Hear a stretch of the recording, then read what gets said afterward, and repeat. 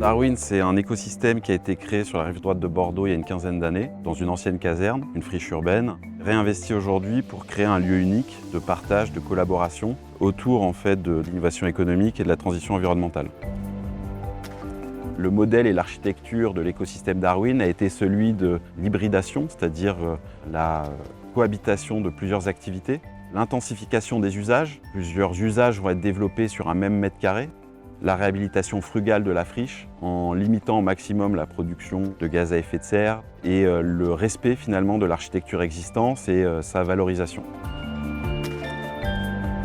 La biodiversité au sein de notre site constituait dès le départ un sujet privilégié, une priorité, mettre en valeur les circuits courts mais aussi les filières biologiques, défendre le vivant, inspirer et influencer à travers notamment son festival Climax, l'engagement pour le respect des grands équilibres environnementaux.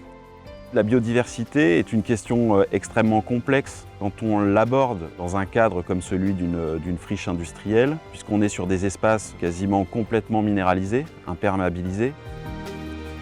C'est toujours étonnant de voir la capacité de la nature à s'insérer dans les interstices. Et ce processus-là s'est imposé au fil du temps comme un sujet important pour Darwin, à savoir comment on pouvait prendre en compte tous les enjeux liés à la biodiversité, à la renaturation du site.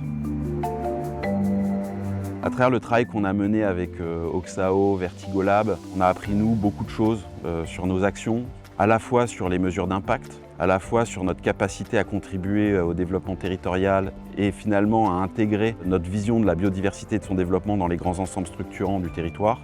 L'opération pilote nous a aussi permis de structurer aussi nos réponses pour aller chercher des financements dans le cadre de l'appel à projet Nature et Transition, qui aujourd'hui nous aide à mettre en place le plan d'action pour le développement de la biodiversité au sein de l'écosystème. Ça a été à la fois un cadre d'expression et un cadre aussi de travail collaboratif. L'action dont on est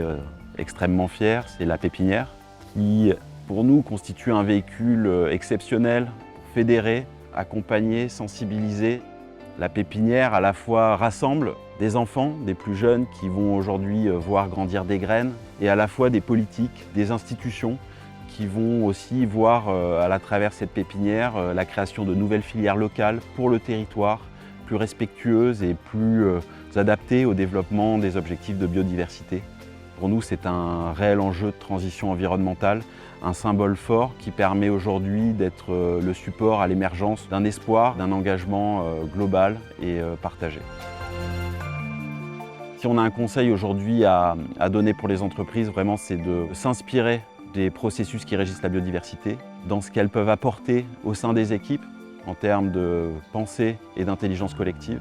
en termes de capacité de résilience dans les transitions à la fois économiques et environnementales.